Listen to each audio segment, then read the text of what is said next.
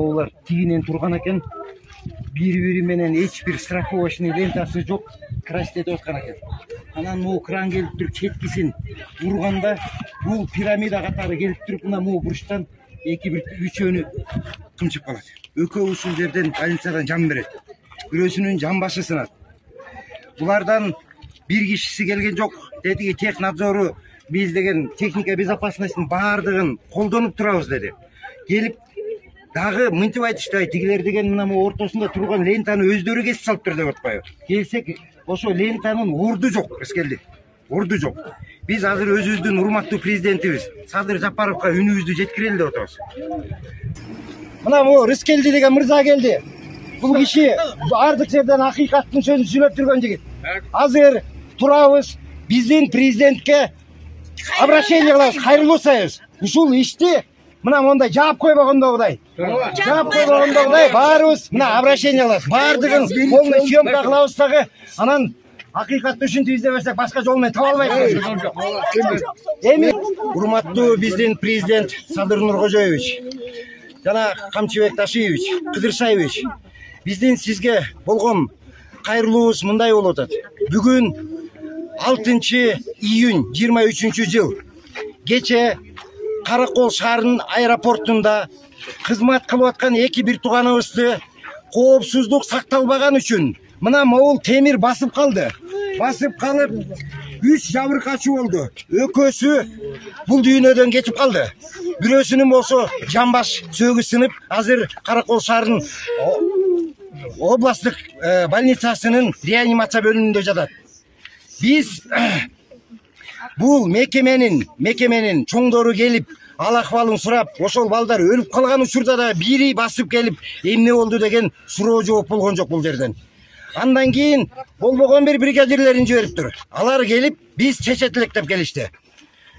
Эмнени чечет деп сурасак, алардын толук жообу болгон жок. Биз андан кийин бул жерге келдик. Бул жерге келип, окуя кандай болгонун билели десек, бул жерде коопсуздуктун бир дагы нерсеси кармалбаптыр.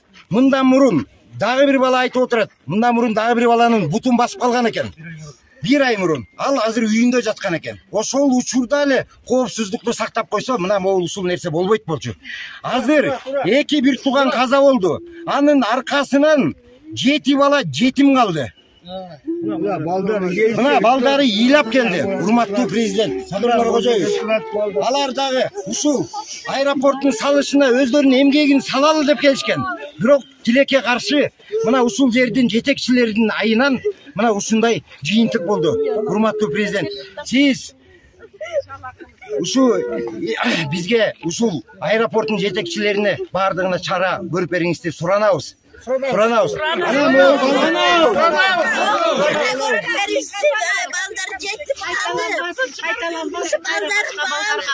Булар ушундай иш чара жүргүзө берсе, мындан ары да канча бала өлүп калат? Ким билет? Ким билет? Булардын шалакылыгынан болду бул бардык нерсе. Азыр дагы бир нерсе айтып кетчү нерсе. Биз жана келсек, бул жерде кеше киши өлгөндөгүдөй бир эч нерсе жок. Бардык тетиги отделдердин бардыгында жумуш иши жүрүп атыптыр. Биз кирип келип туруп, кече киши каза болбоду беле? Биякта кантип киши иштеп атат десек, бир бригадир келип кет дедиле, алардын баары качып отуруп тетигинин аркасына кетип калды. Жака кетип калды. Баары жашынып жоголду. Бул кандай нерсе? Бул кандай нерсе? Эч бир нерсе биздин мына калыстык жок. Балдардын өлүп калганына бир кайгыруу жок. Урматтуу президент. Мына могу жигит жетим калды. Могу жигит жетим калды. Могу кыз жетим калды. Могу келин жесир калды. Мына могу келин, могу бала жесир калды. Мына ушундай окуя болду, урматтуу президент. Иш чара көрүп бериңиз. Сизге ишенебиз, урматтуу президент. Сизге ишенебиз.